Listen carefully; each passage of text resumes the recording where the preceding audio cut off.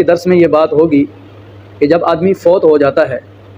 فوت ہونے کے بعد اس کے پاس جو مال ہے اس مال میں سے سب سے پہلے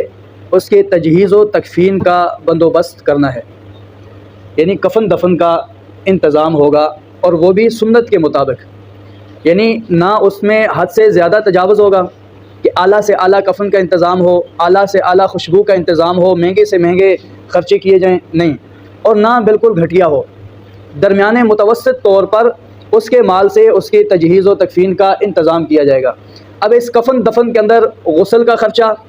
قبر کھدائی کا خرچہ، کافور، خوشبوئیں، یہ ساری چیزیں اس کے اندر آ جاتی ہیں۔ اگر کوئی آدمی غسل دیتا ہے کسی میت کو بغیر اجرت کے، مجمع الزوائد حدیث کی کتاب ہے، اس کے اندر سند کے ساتھ یہ روایت موجود ہے کہ اگر کوئی آدمی کسی میت کو بغیر اجرت کے غسل دیتا ہے اور اس کے بدن کے عیوب کو چھپاتا ہے، یعنی اگر غسل دیتے وقت کوئی عیب اس پر ظاہر ہو جاتا ہے، وہ اس کے عیب کو چھپا دیتا ہے، تو اللہ رب العزت اس کے 40 کبیرہ گناہوں کو معاف فرماتے ہیں۔ حالانکہ کبیرہ گناہ توبہ کرنے کے بغیر معاف نہیں ہوتے، لیکن اس عمل کی وجہ سے اللہ رب العزت اس کے 40 کبیرہ گناہوں کو کیا کرتے ہیں؟ معاف کرتے ہیں۔ کتنا بڑا عمل ہے۔ اسی طرح کوئی آدمی قبر کھودتا ہے اور وہ قبر کھدائی بھی بغیر اجرت کے کرتا ہے، تو حدیث پاک میں آتا ہے، آپ صلی اللہ علیہ وسلم کا فرمان ہے کہ جس آدمی نے میت کے لیے قبر کھودی اور جس کے اندر اس میت کو رکھا جائے گا، یہ ایسا ہے کہ جیسے کہ اس نے ساری عمر کے لیے اس کے لیے مکان تیار کر دیا۔ بہت ہی بڑا عمل ہے، بہت ہی بڑی اللہ رب العزت کی طرف سے اس پر اجر و ثواب ہے، لیکن اجرت لینا بھی جائز ہے، منع نہیں ہے۔ تو سب سے پہلے نمبر پر میت کے مال سے اس کے کفن دفن کا انتظام ہوگا۔ میں نے عرض کیا کہ کفن دفن کے اندر اس کا کفن، غسل کی اجرت، قبر کھدائی کی اجرت، خوشبو، کافور، یہ ساری چیزیں اس کے اندر آ جاتی ہیں۔ دوسرے نمبر پر قرض ہے،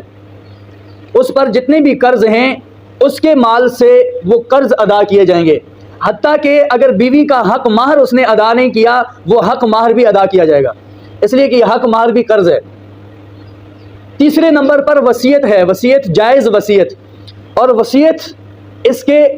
تیسرے حصے میں اس کی وصیت قابل قبول ہوگی۔ اگر یہ سارے مال کی وصیت کرتا ہے تو سارے مال کی وصیت اس کی قابل قبول نہیں ہوگی، اس لیے کہ آخری وقت میں یہ مال بھی ساتھ چھوڑ دیتا ہے، اس کے ساتھ ورثاء کا حق شامل حال ہو جاتا ہے۔ شریعت کہتی ہے اگر آپ نے سارے مال کی بھی وصیت کی ہے، وہ صلح سے ہی میں نافذ ہوگی، باقی مال میں نافذ نہیں ہوگی۔ تو وہ جائز وصیت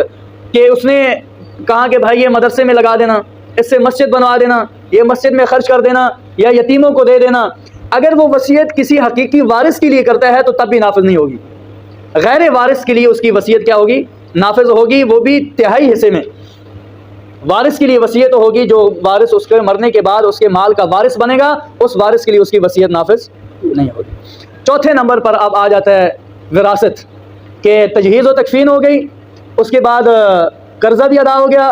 وصیت بھی ہو گئی، اس کے بعد اب جو مال بچے گا، اس مال کے اندر اب دیکھا جائے گا کہ ورثاء کتنے ہیں اور کون کون لوگ ہیں، اس حساب سے اس کی وراثت کو تقسیم کیا جائے گا۔